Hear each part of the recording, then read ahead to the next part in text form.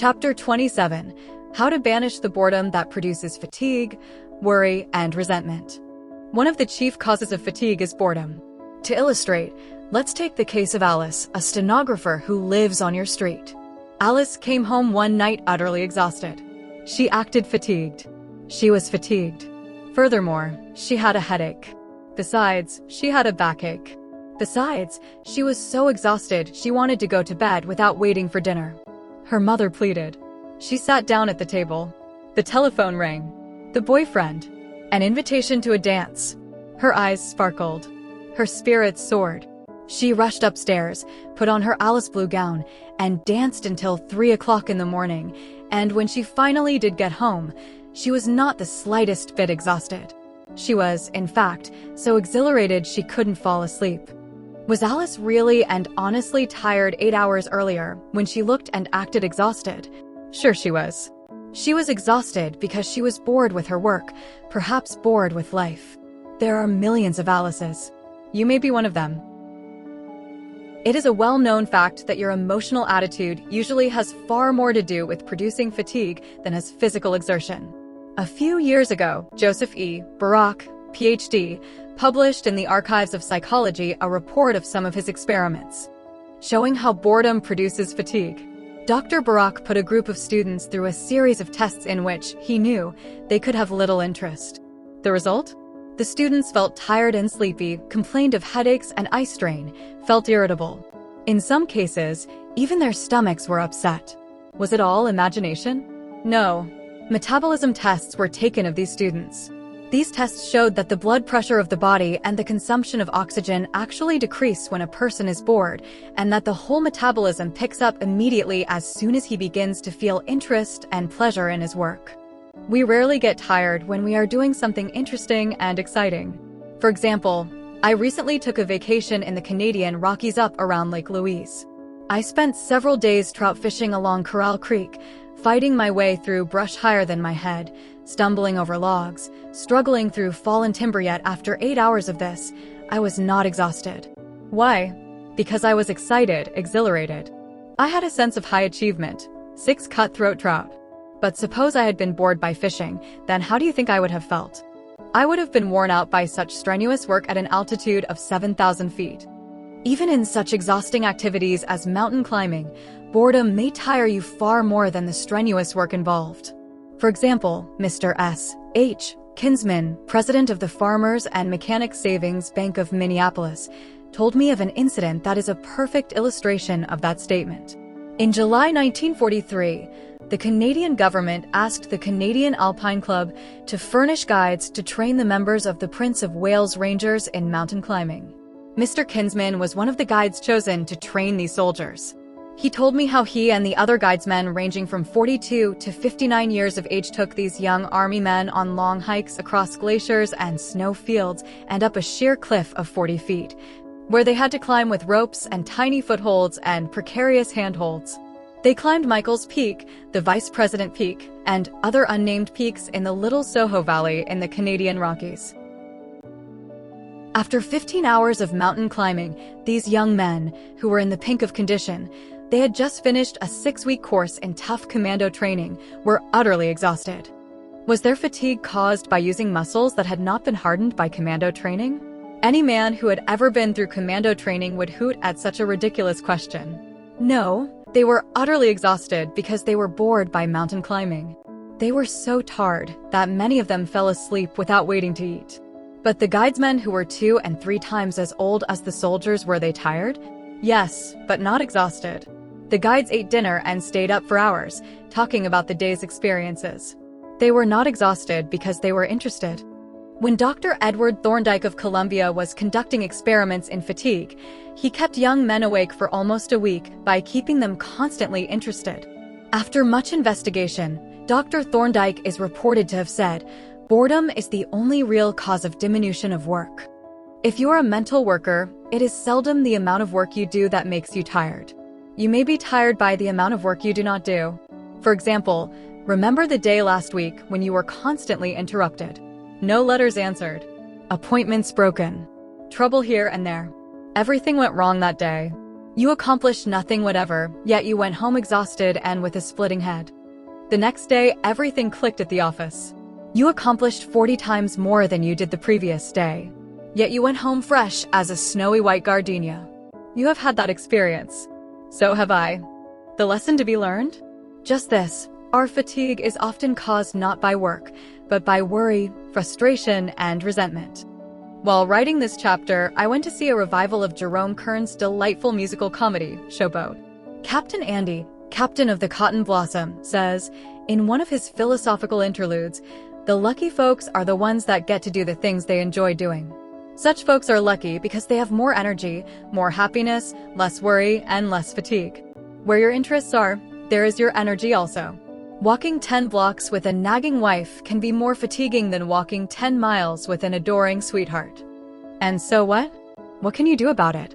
Well, here's what one stenographer did about it. A stenographer working for an oil company in Tulsa, Oklahoma. For several days each month, she had one of the dullest jobs imaginable, filling out printed forms for oil leases, inserting figures and statistics. This task was so boring that she resolved, in self-defense, to make it interesting. How? She had a daily contest with herself. She counted the number of forms she filled out each morning and then tried to excel that record in the afternoon. She counted each day's total and tried to better it the next day. Result? She was soon able to fill out more of these dull printed forms than any other stenographer in her division. And what did all this get her? Praise? No. Thanks? No. Promotion? No. Increased pay? No. But it did help to prevent the fatigue that is spawned by boredom. It did give her a mental stimulant. Because she had done her best to make a dull job interesting, she had more energy, more zest, and got far more happiness out of her leisure hours. I happen to know this story is true because I married that girl. Here is the story of another stenographer who found it paid to act as if her work were interesting. She used to fight her work, but no more. Her name is Miss Allie G. Golden, and she lives at 473 South Kenilworth Avenue, Elmhurst, Illinois. Here is her story, as she wrote it to me. There are 4 stenographers in my office, and each of us is assigned to take letters from several men. Once in a while we get jammed up in these assignments, and one day, when an assistant department head insisted that I do a long letter over, I started to rebel. I tried to point out to him that the letter could be corrected without being retyped, and he retorted that if I didn't do it over, he would find someone else who would. I was absolutely fuming. But as I started to retype this letter, it suddenly occurred to me that there were a lot of other people who would jump at the chance to do the work I was doing. Also, that I was being paid a salary to do just that work. I began to feel better. I suddenly made up my mind to do my work as if I actually enjoyed it even though I despised it. Then I made this important discovery. If I do my work as if I really enjoy it, then I do enjoy it to some extent. I also found I can work faster when I enjoy my work. So there is seldom any need now for me to work overtime. This new attitude of mine gained me the reputation of being a good worker. And when one of the department superintendents needed a private secretary, he asked for me for the job because, he said, I was willing to do extra work without being sulky.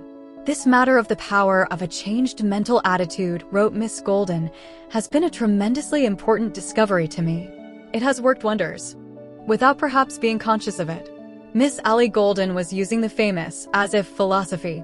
William James counseled us to act as if we were brave, and we would be brave, and to act as if we were happy, and we would be happy, and so on.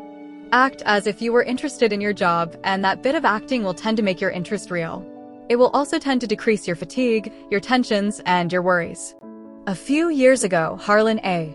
Howard made a decision that completely altered his life.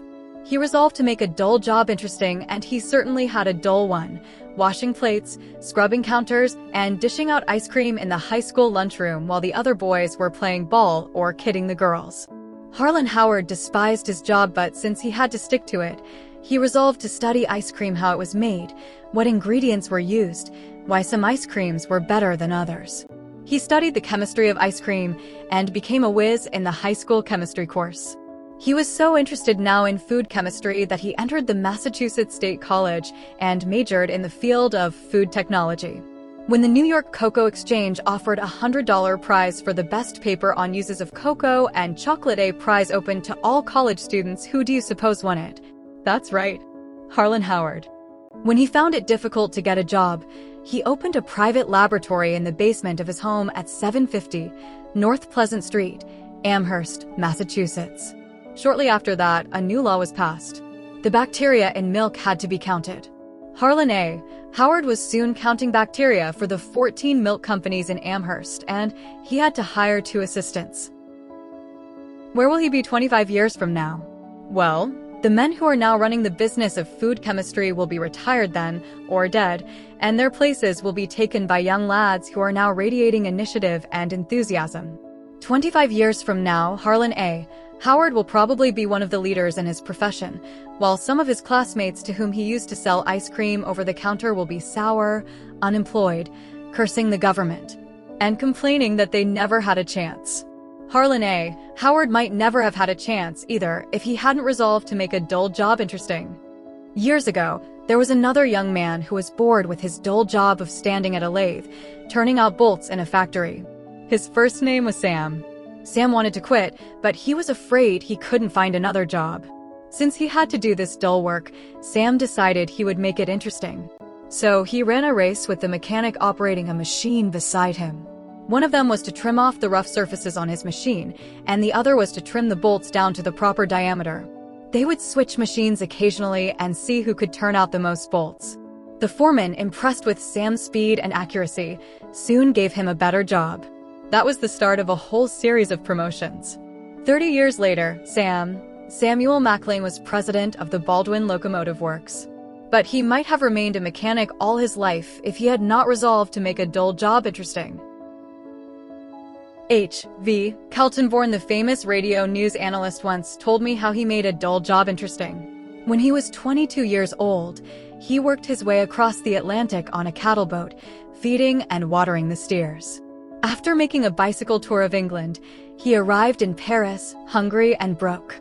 Pawning his camera for $5, he put an ad in the Paris edition of the New York Herald and got a job selling Stereopticon machines.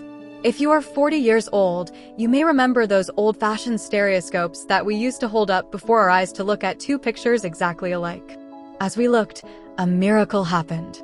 The 2 lenses in the stereoscope transformed the 2 pictures into a single scene with the effect of a 3rd dimension. We saw distance. We got an astounding sense of perspective. Well, as I was saying, Kaltenborn started out selling these machines from door to door in Paris, and he couldn't speak French. But he earned $5,000 in commissions the first year and made himself one of the highest-paid salesmen in France that year.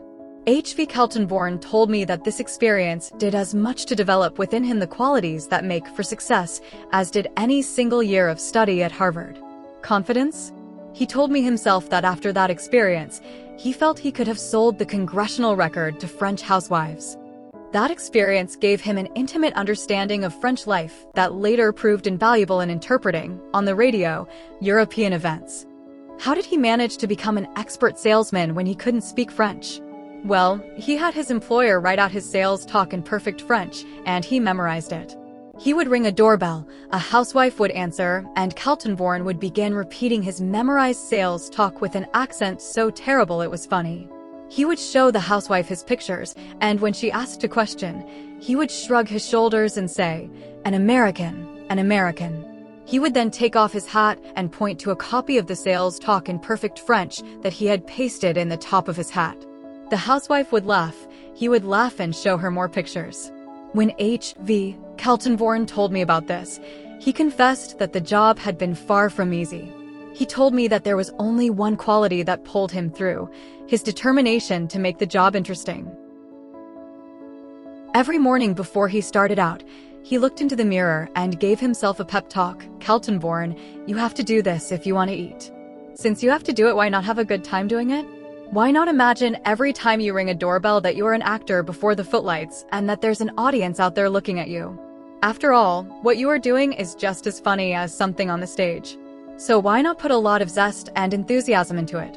Mr. Kaltenborn told me that these daily pep talks helped him transform a task that he had once hated and dreaded into an adventure that he liked and made highly profitable. When I asked Mr. Kaltenborn if he had any advice to give to the young men of America who are eager to succeed, he said, "Yes, go to bat with yourself every morning." We talk a lot about the importance of physical exercise to wake us up out of the half-sleep in which so many of us walk around. But we need, even more, some spiritual and mental exercises every morning to stir us into action. Give yourself a pep talk every day. Is giving yourself a pep talk every day silly, superficial, childish? No, on the contrary, it is the very essence of sound psychology. Our life is what our thoughts make it. Those words are just as true today as they were 18 centuries ago when Marcus Aurelius first wrote them in his book of Meditations. Our life is what our thoughts make it. By talking to yourself every hour of the day, you can direct yourself to think thoughts of courage and happiness, thoughts of power and peace. By talking to yourself about the things you have to be grateful for, you can fill your mind with thoughts that soar and sing. By thinking the right thoughts, you can make any job less distasteful. Your boss wants you to be interested in your job so that he will make more money. But let's forget about what the boss wants. Think only of what getting interested in your job will do for you. Remind yourself that it may double the amount of happiness you get out of life, for you spend about 1/2 of your waking hours at your work, and if you don't find happiness in your work, you may never find it anywhere. Keep reminding yourself that getting interested in your job will take your mind off your worries, and, in the long run, will probably bring promotion and increased pay. Even if it doesn't do that, it will reduce fatigue to a minimum and help you enjoy your hours of leisure. Chapter complete.